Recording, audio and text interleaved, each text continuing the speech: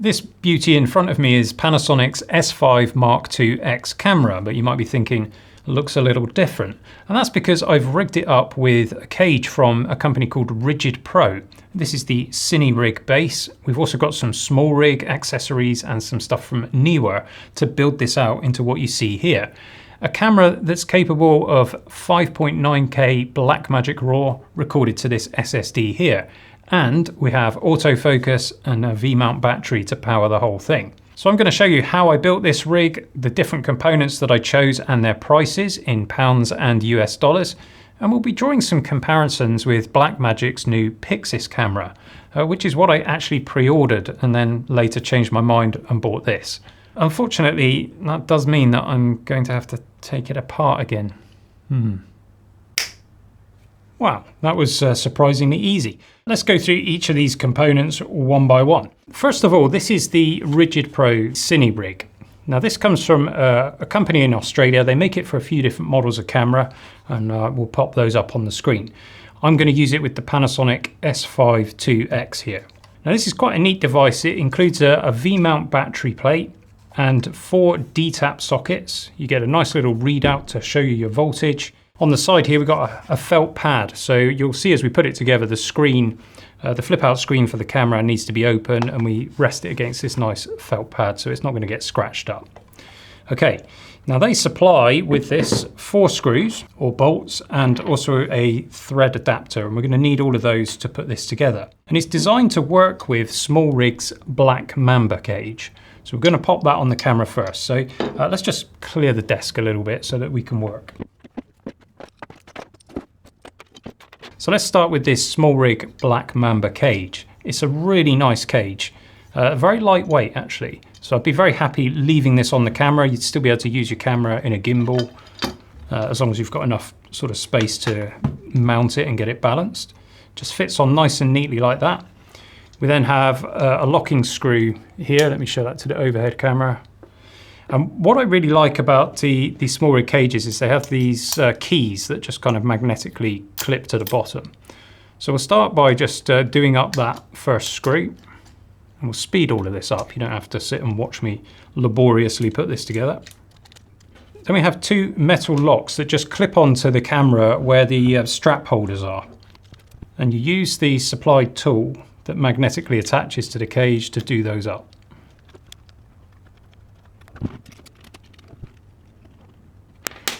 And that's the cage attached. It's a really nice looking cage. It feels good in the hand, and it's going to protect your camera as well as give you some additional mounting options. And this is designed then to go straight into the rigid.pro cage. But first of all, what we need to do is apply this screw thread adapter to the bottom of the Smallrig cage. So the Black Mamba cage is going to cost you the £104 I paid for it here in the UK. I've seen it for $99 in the US.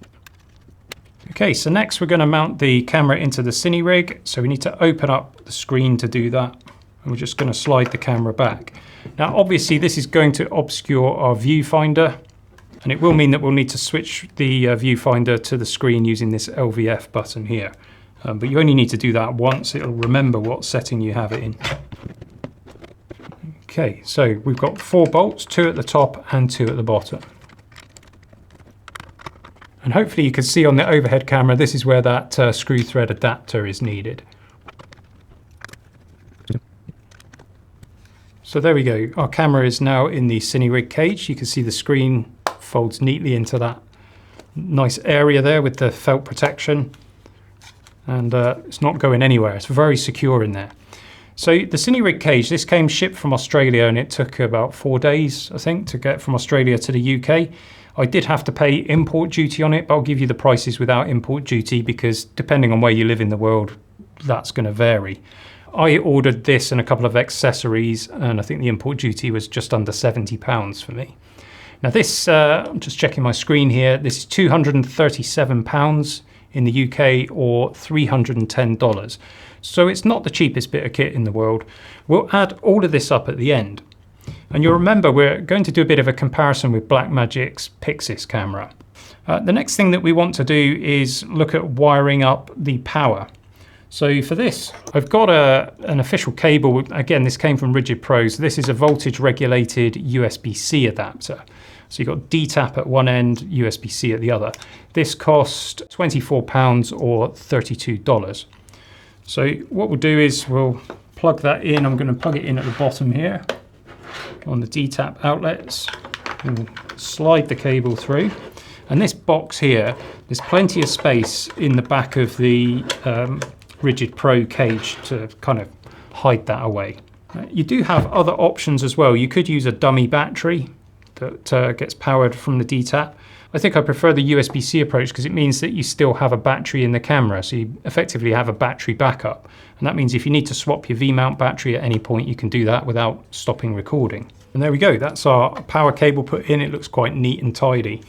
And you could stop there if you wanted to. You've got quite a neat little box camera now that you can rig up, but we'll take it a step further, of course. We need to add a battery. So I've got some, here they are, V-mount batteries. Now I actually bought two of these mini V-mount batteries made by Neewer. So I've got a 50 watt-hour battery here, £75 or $100. And this is a 99 watt-hour model, which means it fits in with airplane baggage. So you could actually take this with you if you're traveling. And this is £115 or $120. V-mount is great. Just pop it on, switch it on, and you'll see the voltage light. And we've got a master switch there that controls everything. And you should be able to see on the overhead camera, we've got an LED there. Our camera is now charging, so it's powered. If we switch the camera on, it will be powered by USB-C. Kind of cool. So where do I want to take this rig? I need to just quickly explain that so you understand the other parts that I've chosen. Now we use Panasonic S5 Mark I cameras here in the studio. We've got one overhead here and one in front of me that I'm talking to. And we connect those to a Blackmagic Video Assist, like this. This is the 12G model and it can take an HDMI raw output from the Panasonic camera and it can record then 5.9K Blackmagic RAW directly from the Panasonic, which is really nice. The downside to it is that you need an HDMI cable. And on the S5 Mark I, that's a micro HDMI port. That's like the worst port in the world. They just don't last. So it's not a great solution. So when the Pyxis was announced back in April of this year, I put in a pre-order because that camera just looked like the solution to everything. It's a nice box-shaped format. You don't need to put a cage on it. It's already got some mounting screws and you can build the camera up as you want. And of course, it's a 6K camera. It takes L-mount lenses, which are compatible with the Panasonic, and we can record in B-RAW straight onto the camera. Great. Except the camera was supposed to launch in June, and here we are at the end of September and it still isn't out. So I ended up cancelling my pre-order and going with the S5iiX. And I did that because it offers some significant upgrades over the S5 Mark I. We've now got more codecs on board, so there's an all-intra 4K codec that you can record straight to SD card, which is nice. Or you can actually record ProRes in camera via the USB-C port to an SSD. Also great. Of course, we want to record Blackmagic RAW on a Video Assist most of the time, and that requires HDMI, and this has a full-size HDMI port. So that's a big bonus. And the other huge bonus that you get is now phase detect autofocus, and it is really good, especially the face detection. It's excellent so far. Now, of course, the Pyxis doesn't have continuous autofocus at all.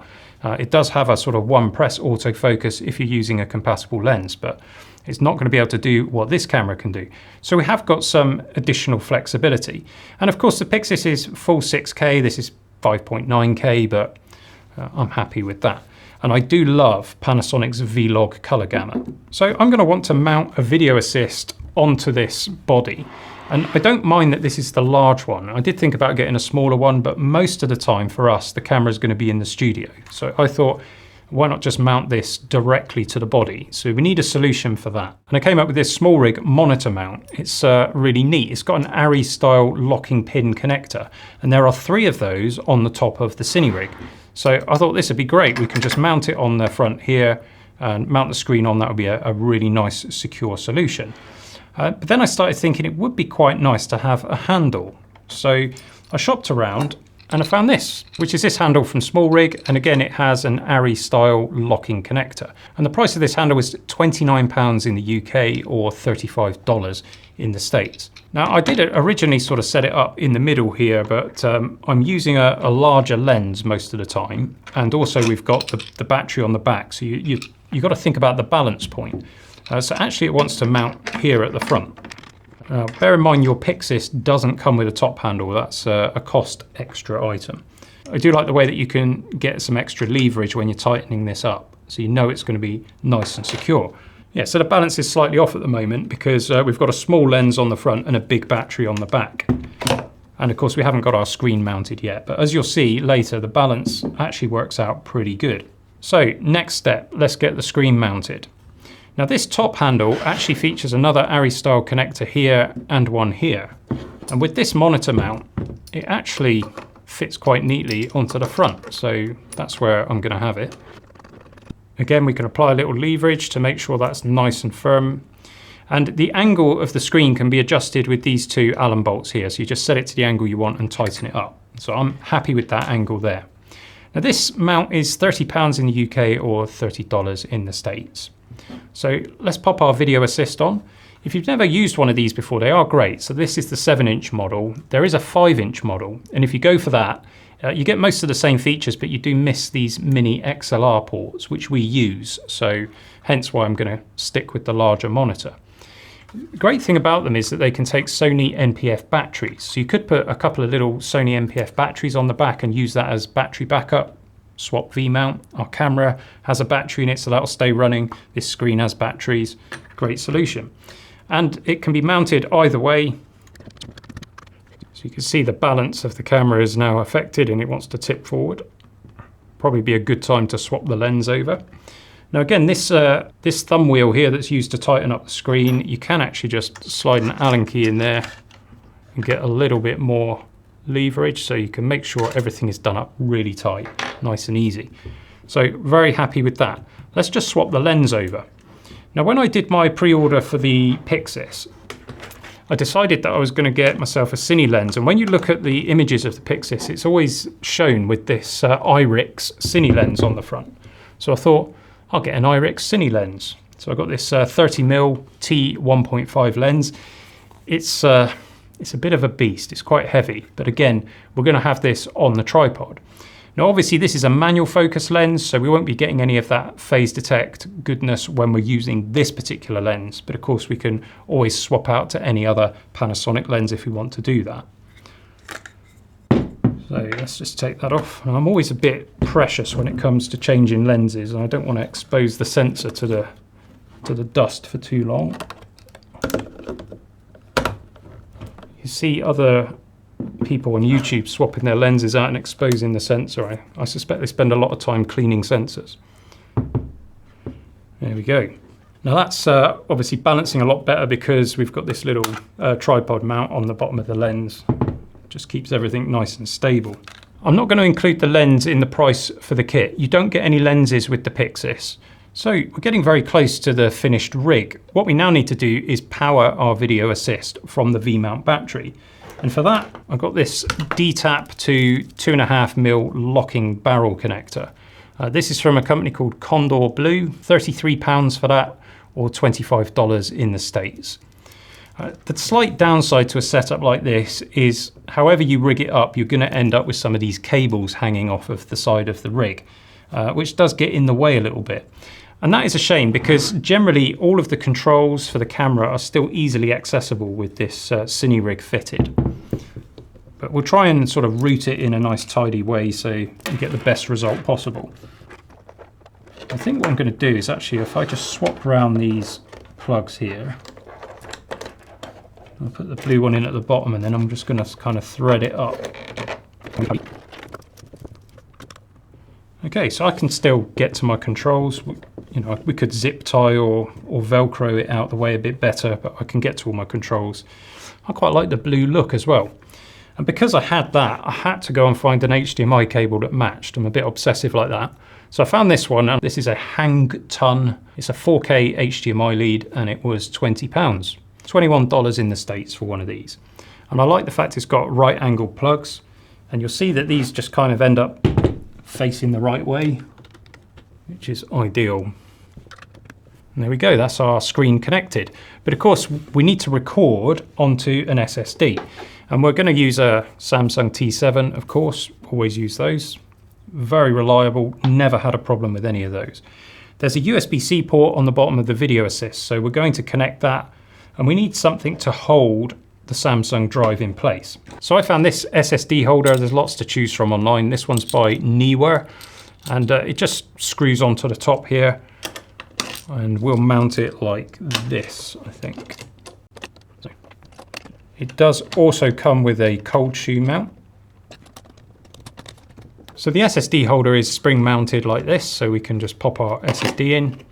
And you've also got a cable holder. So I'll just take a standard USB-C cable. And I need to get something that's a bit shorter because there's no alternative but wrapping it around the handle here. If we plug in the drive, then we can slide it into place. We can actually adjust the cable holder, so once we've got it in the position we want, we can just tighten it up. So it holds the cable nice and snug, and then you can actually remove the drive without removing the cable, which is kind of nice. There's another adjustment screw here, which will allow you to move it from side to side. So there's quite a lot of options here with the size of SSD drive that you can use. So this particular SSD mount was £28 or $34. So if we just take our USB-C cable and we'll just run it around the handle here out of our way. And then we can plug it into the bottom of the video assist. And then what I might do is just get a bit of Velcro strip here. There we go. That just helps make it nice and neat and tidy. Yeah, that's starting to look pretty good, isn't it? So we've got our big heavy lens on, so we'll go for our big heavy battery.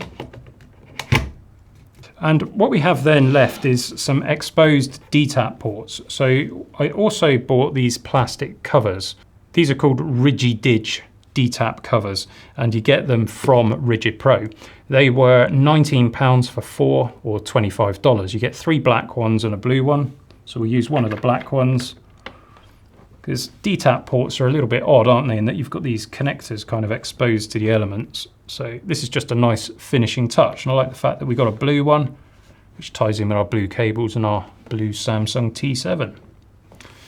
And there we go, that's our finished rigged up camera. The battery's on, the camera's charging, I can switch on the camera, I can switch on the video assist, take off our lens cap, and as you can see, everything is up and running. And to record to this, just as simple as tapping the screen. And the video assist gives me lots of exposure, tools, false color, zebras, focus peaking, all of the stuff you need. The only slight downside that we have to this is, of course, the position of the ports on the camera means if you're using the HDMI port and the USB-C, you can't really articulate the screen. So that possibly limits you a little bit. It doesn't bother me too much. And again, I like the way that the screen can just fold flat with the camera. It's just a really professional looking solution. If you're taking your camera out to film clients, as we do with our other business, and something like this is really what you need. And you can easily rig anything you want to it because you've got so many mounting options. So we could add a microphone, we could add a side handle if we wanted one, we could add some rails and put a focus assist on. So lots of different choices here. It is quite heavy. Let's just show you the balance. So if I just do a one finger, it is quite heavy. I'm struggling a bit, but you can see the balance is about right there with that lens. If I move to a lighter weight Panasonic lens, I would just use the lighter weight battery. And then it's actually a really manageable rig for handheld shooting. And that little bit of extra heft helps you to get a smoother shot. And of course, one of the great things about having this power switch here on the side of the camera is one flick of the switch and everything turns off. So I'm really pleased with that. Hopefully you think that's a pretty good solution. So we've got one of the best video cameras. I mean, for the price, it's very difficult to beat an S5 Mark IIX.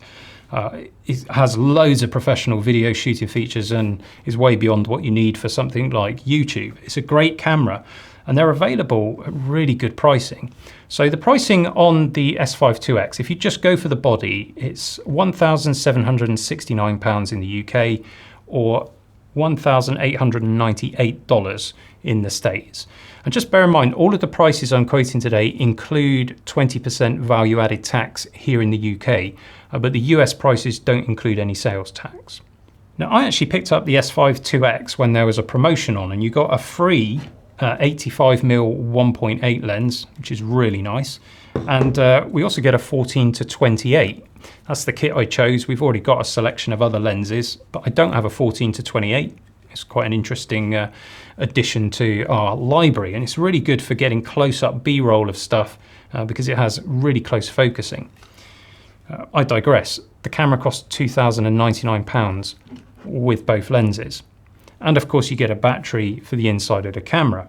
So let's come to totaling up the cost of doing something like this. So if you take, exclude the video assist, exclude this lens, bear in mind with your Pyxis, you only get in the camera, you don't even get a battery with it. I think you just get the camera and a power supply. But here we've got the rigid.pro Cinegear cage, we've got the Black Mamba Smallrig cage, we've got this top handle, we've got the mount for our monitor, this larger V-mount battery, the SSD holder, and these cables and the USB-C charging cable. All of that together comes to £639 or $731. So if you add that to the price of the S5iiX, just the body, you're well under the cost of a Pyxis. But what if we look at my total cost? Let's now also add in this smaller battery and the fact that we got two lenses with our S5iiX, and the total for that comes to £2,813. And remember, our Pyxis was £2,815. So for £2 less, we get this rig. Obviously not with the video assist, not with this lens on the front, not including the price of the SSD. But with the Pyxis, you're not getting any of that. You're not getting any lenses, you're not getting any batteries. So actually, for the same price as the Pyxis, I feel like I've got a great solution. Let me know what you think in the comments. Would you consider doing something like this? Have you been waiting for the Pyxis? I suspect the moment that we press publish on this video, it will actually suddenly become available. But there we go. I hope this has been interesting for you anyway. If you're looking at a Panasonic S5iiX and you're thinking, how can I rig it out? How can I make it better for professional work? I think this is a great solution. I think rigid.pro, you've done a great job with this cage. Now, just by way of full disclosure, we weren't sent anything. Everything you see on the table here, we bought with our money. We needed a new camera for our business, so we went out and bought what we needed. What I will do is put some links in the description. Some of those will be Amazon links to the products that we featured today, and those are affiliate links. So if you click on those links and you buy anything at all on Amazon, the channel earns a small commission at no extra cost to you. It's a great way to support small creators. So thank you in advance for that. Also for your likes, your dislikes, your subs, and of course all your comments. That's all. I hope it was useful for you. Thanks for spending some time with me today. See you again soon for some more geekery.